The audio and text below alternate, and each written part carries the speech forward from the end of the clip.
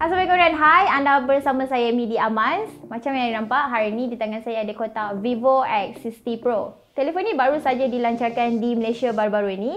Dan sebelum kita pergi jauh, apa kata kita unbox dulu?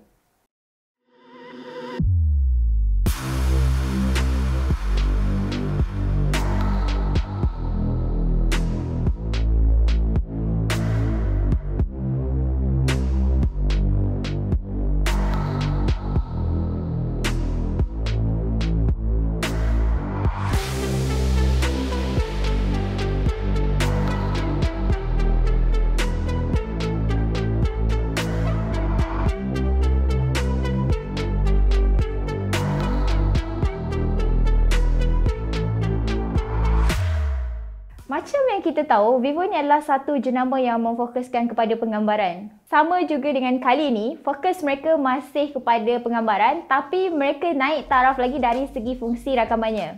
Anda mesti bertanya-tanya, apa agaknya yang best tentang Vivo X60 Pro ni? Jadi hari ini kami akan berkongsi dengan anda apa yang menarik dan kalau anda nak tahu, tengok video ni sampai habis. Yang pertama adalah kamera Zeiss. Bila bercakap mengenai Zeiss ni, mereka adalah antara syarikat teknologi yang terkemuka di dunia. Mereka berpangkalan di Jerman dan fokus mereka adalah pada industri optik dan juga optoelektronik. Kenapa saya bercakap mengenai Zeiss? Kerana kali ni, Vivo telah bekerjasama dengan Zeiss untuk penawaran kamera pada siri X60 mereka ini. Dengan kerjasama ini juga, makmal Vivo Zeiss Imaging Lab telah dibangunkan. Ini untuk proses penyelidikan dalam mencipta inovasi bagi membantu telefon siri X60 mereka yang terbaru ni dalam merakam gambar dan juga video yang lebih berkualiti tinggi. Vivo X60 Pro ni hadir dengan penawaran lensa yang menggabungkan sensor 48MP untuk rakaman utama, 13MP untuk rakaman ultralebar yang mempunyai sudut pandangan 108 darjah dan satu lagi sensor adalah 13MP untuk rakaman portrait. Manakala bagi rakaman soft photo pula, ia menyertakan sensor 32MP. Telefon pintar ini juga didatangkan dengan kebolehan rakaman yang hampir sama dengan teknik rakaman Zeiss Biota. Melaluinya, ia berfungsi untuk memberikan kesan latar belakang seperti berpusing dan menjadikan subjek utama di dalam gambar lebih menonjol. Yang kedua adalah Gimbal Stabilization 2.0. Okey, macam yang kita tahu, Vivo ni dia dah menggunakan fungsi Gimbal Stabilization sejak siri X50 mereka lagi.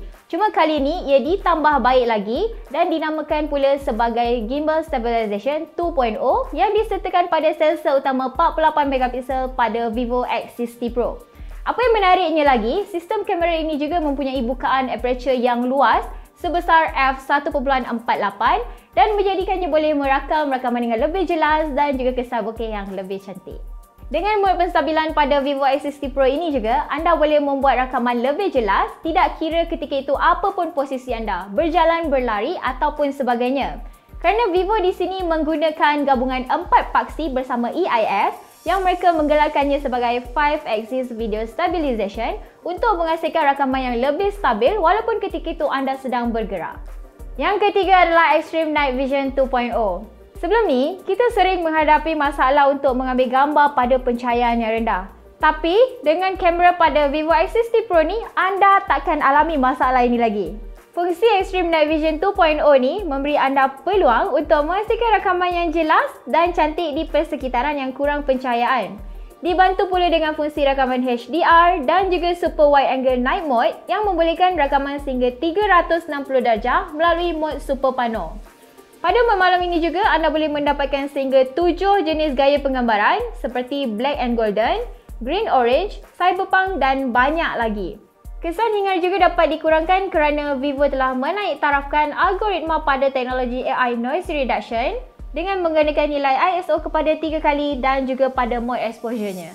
Dengan penawaran seperti ini, ia sedikit sebanyak membantu anda untuk mendapatkan rakaman malam yang lebih cantik dan juga jelas.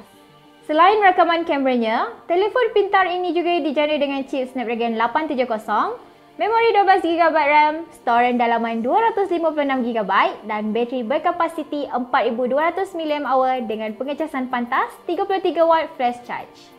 Jadi kepada anda di luar sana yang berminat, Vivo X60 Pro ni telah dijual di Malaysia dengan harga RM3,299 dan anda jangan lupa dapatkannya hari ini juga untuk rasakan satu pengalaman rakaman yang baik seperti menggunakan kamera profesional. Jadi itu saja daripada saya, Amy di Amas. Kita berjumpa lagi di video yang akan datang. Bye!